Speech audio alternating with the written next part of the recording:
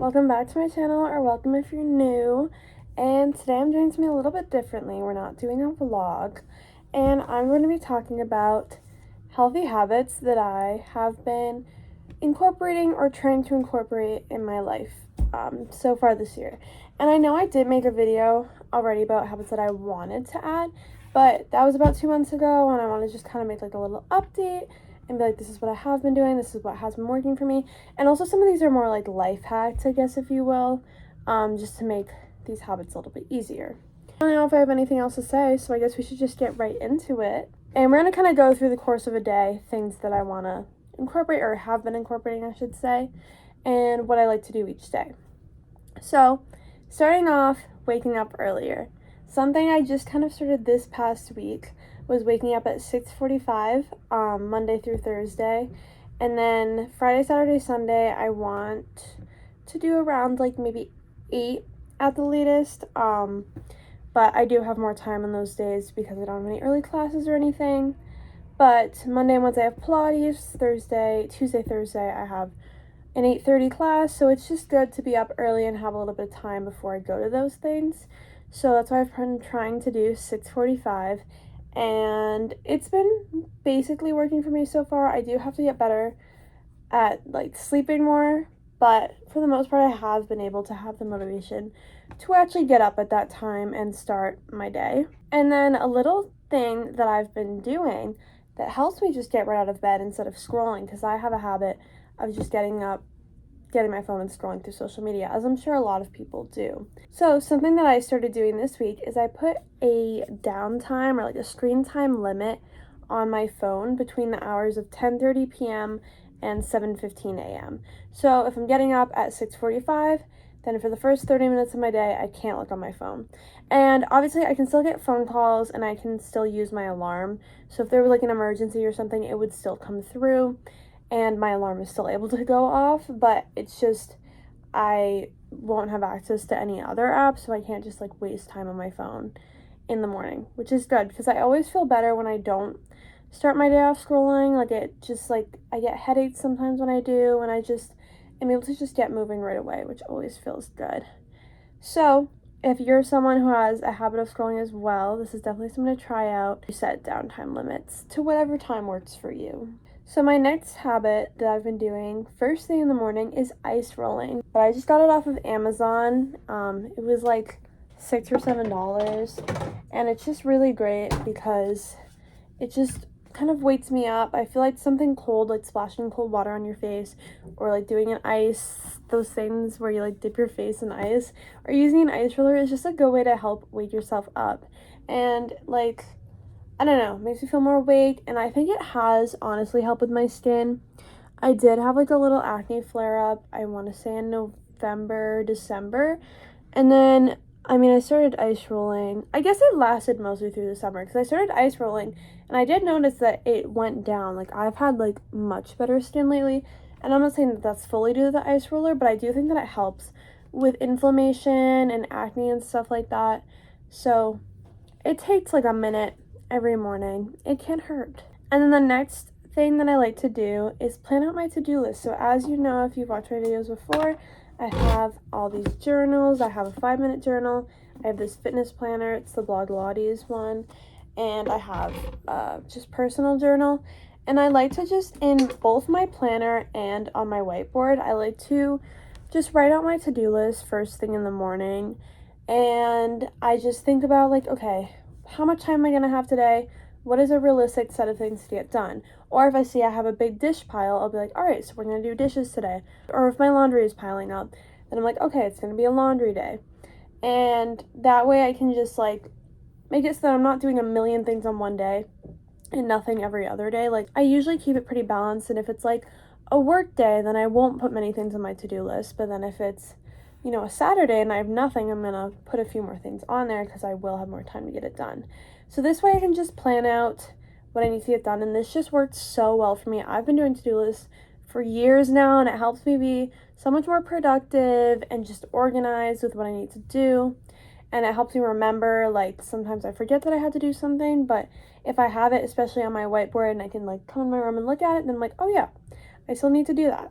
So if you are someone that always has a lot to do but can't ever like organize it, or you just feel like overwhelmed with how much you have to do, make to-do lists, and I promise it will help so much.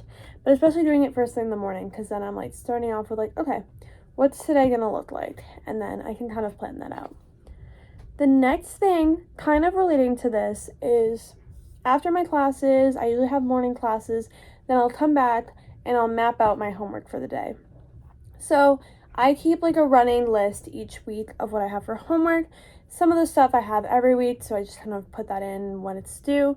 And there's other stuff that might come up, so I'll just add it after class. And that way it's like, all right, I have, usually it's like around 20 assignments a week, which is kind of crazy, but you know, that's just college.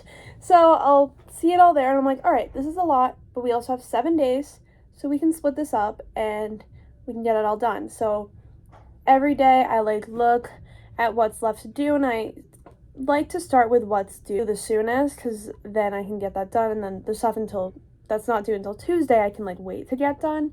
So I'll just go through and I'll look at that, and I like to like highlight and underline different parts of that, and then that way I can just like say, okay, everything underlined is what I'm doing today, and then I go through and I check it off after I do it, and then it always feels so satisfying when it's like the next day and I can delete all the stuff that I already did, and my homework list looks so much smaller, and it's always just so nice.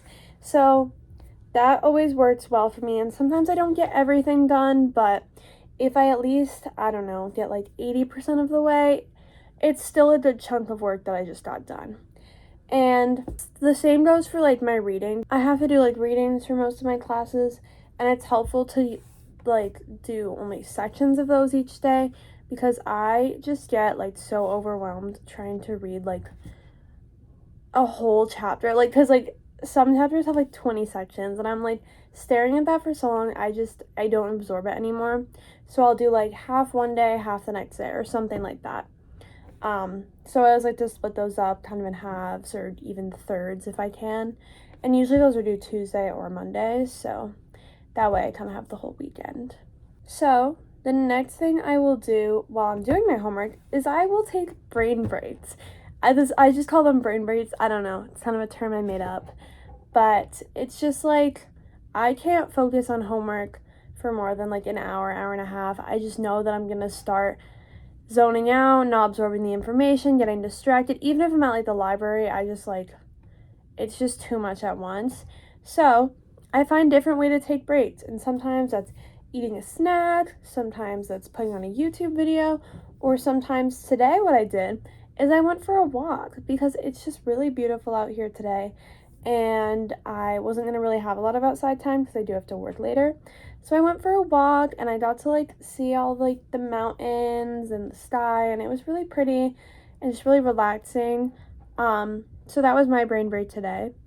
And it just like gives my brain a way to like recharge before I go back to doing homework. And it always, I think, helps because I don't want to be lazy and be not putting in like my best effort towards my homework. So taking those breaks helps me like reset and be like, okay, now I can lock in and do this again. The next one, so now we're at like nighttime, is reading before bed. And if you've been following along with my 75 soft challenge at all, I have been trying to read every day. I've read every day of the year so far except for 3 days. This past week I, kind of fell off a little bit, but I read last night, and I'm, really trying to get back on that because, with the challenge I'm supposed to read 10 pages a day, but sometimes I don't follow that perfectly, and that's all right. But I already read 3 books this year because in January I was just reading so much, and I would read for like hours, and I just need that. So I'm trying to like get everything done a little bit earlier so that I can have more time to read at night before I go to sleep, and especially on the weekends when I have downtime. I want to just read more, but especially reading before bed, I swear it helps me sleep. I like went through a period of time a few years ago where I had like insomnia and I was unable to fall asleep and had like really bad sleeping problems, but reading always helped so much. It was like one of the number one things. And I also find like anytime that I can't sleep or I wake up in the middle of the night then I can't go back to sleep, reading always helps. me just like calm my mind and be able to fall asleep. So reading before bed, I think, always just helps me sleep better. Like the other night I did not sleep well at all, and I didn't read before I went to bed. So I don't know, I feel like that says something. Currently I've said what book I'm reading already 3 times. I'm reading Ballad of Songbirds and Snakes. I haven't been getting through it that fast, but I definitely want to start reading a little bit more before bed and just keep doing that because it always makes me feel better. The last thing kind of corresponding with that is going to bed earlier. And this brings us full circle because the first thing I said was wake up earlier, and corresponding with that is going to bed earlier. You need to get at least, I don't know, like 7 hours of sleep. I don't know. Me personally, I think I function best when I have at least 7 hours of sleep. If it's like 6, I will like be totally thrown off. And I know that's like not a big difference, but I just need that 7th hour, or preferably 8. I'm really aiming to get 8 hours of sleep a night, but that can sometimes be hard, waking up at 6:45. So at least like 7, in the range of 7 to 8 hours is what I'm trying to get. So I would like to go to bed around 10:45, 11:30 at the latest, like no later than 11:30. And like that's different on weekends because I'm waking up later, but like I'm just really trying to get everything done earlier and then get to bed earlier. And you'll see in my nights video I kind of work on my nights a little bit more, little spoiler for my next video. But yeah, definitely trying to wake up earlier and go to bed earlier and just shift my sleep schedule a little bit, because my first semester I just always went to bed at like 12:30 and woke up at like 8:30, and it's like I have earlier classes now. I can't really do that anymore. So yeah, we're trying to get on that.